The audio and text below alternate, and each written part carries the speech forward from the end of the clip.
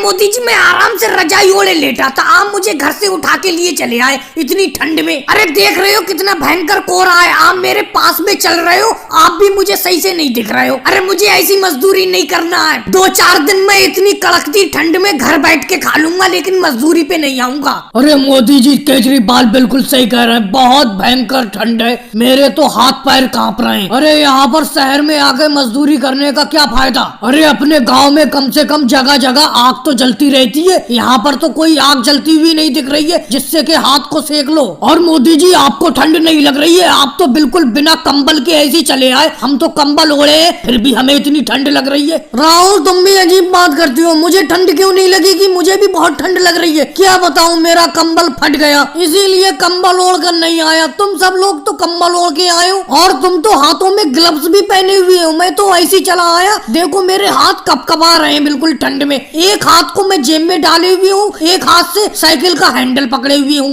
अरे केजरीवाल ये तुम्हारे बराबर में अखिलेश है क्या? अरे हाँ ये तो अखिलेश है। अखिलेश तुम कहाँ जा रहे हो? अरे मोदी जी गांव में कोई दूध खरीद नहीं रहा, मैंने सोचा मैं शहर में दूध बेच के चला आता हूँ, इसीलिए दूध बेचने जा रहा हूँ शहर में। अरे बहुत ठंड है मोदी जी, अगर कल को मेरा गाँव में दूध नहीं बिका तो मैं दूध की खीर तो बना के खा लूंगा, लेकिन शहर में बेचने के लिए नहीं आऊंगा। अरे कैसे नौजवान हो अखिलेश, कैसी बातें करती हो, काम से क्यों बचती हो? अरे तुम्हारा तो अपना काम है, तुम दूध बेचने जा रहे हो, हम तो मजदूरी करने जा रहे हैं शहर में, हम बिल्कुल ठंड को नहीं देख रहे। अब तो खैर थोड़ी उम्र हो गई, जवानी में मैं सर्दी में धोती कुर्ते में मजदूरी करने के लिए चला जाया करता था, कोई ना स्वेटर ना कंबल कुछ नहीं पहनता था मैं। अरे राहुल थोड़ा सा इधर को आ जाओ, अंदर साइड से चलो, मोटर गाड़ी चल रही है रोड पर, अपनी साइकिल को बिल्कुल बीचा बीच रोड पर चला रहे हो तुम। अरे मोदी जी चलते चलते एक आध गाना कुना सुना दो, कम से कम ठंड कम लगे, आपके गाने में ध्यान बढ़ जाए। चलो अभी सुना देते हैं, लो अभी सुनो। यहाँ हूँ चाहे कोई मुझे।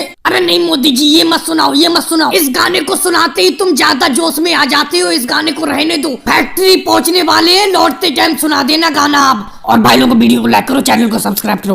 आप सबको तो मालूम ही है अपने इस गांव में पिछले 10 साल से दंगल कराया जाता है, कुश्ती का प्रोग्राम कराया जाता है और दूर दूर से लोग इस कुश्ती को देखने के लिए आते हैं। पिछले 10 साल से तो मोदी पहलवान जी और राहुल पहलवान जी के बीच कुश्ती हो रही है, लेकिन एक दूसरे को कोई नहीं गिरा पाया है। कुश्ती हमेशा बराबर पर छूटती है, देखते हैं इस साल क्या होता है। लालू जी सबसे पहले तो मैं गाँव की जनता का आभार व्यक्त करता हूँ जो इतनी मात्रा में हमारी कुश्ती को देखने के लिए आए।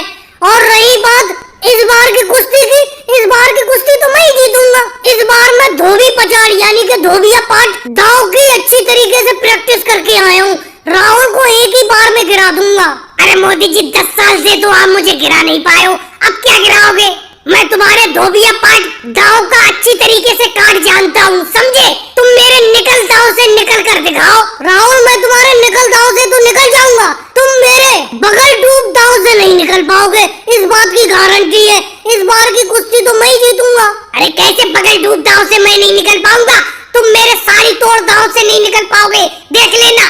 अरे साड़ी तोड़ दाव की प्रैक्टिस मैंने बहुत की है, उस दाव से तो मैं आसानी से निकल जाऊंगा, तुम मेरे जांघिया दाव से नहीं निकल पाओगे, देख लेना। ये कुश्ती तो मैं ही जीतूंगा।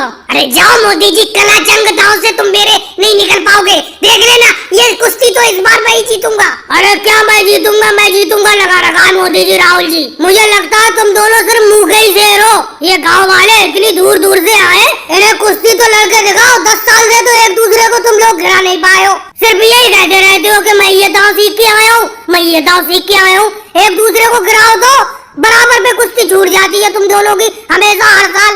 इस बार तो दंगल का टिकट भी बढ़ा दिया गया है, 50 रुपए टिकट एक एक आदमी से लिया गया है। राहुल एक बात कहूँ, कुश्ती को इस बार भी बराबर पे ही छोड़ रहा है, इन गाँव वालों को अगले साल भी तो बुलाना है, क्योंकि इस बार अगर अपनों में से एक भी गिर गया तो अगले साल ये देखने के लिए नहीं आएंगे, और अगर कुश्ती अपने दोनों की बराबर पे छूटी तो ये देखने के लिए फिर आएंगे अगले साल कि इस बार कौन गिरेगा।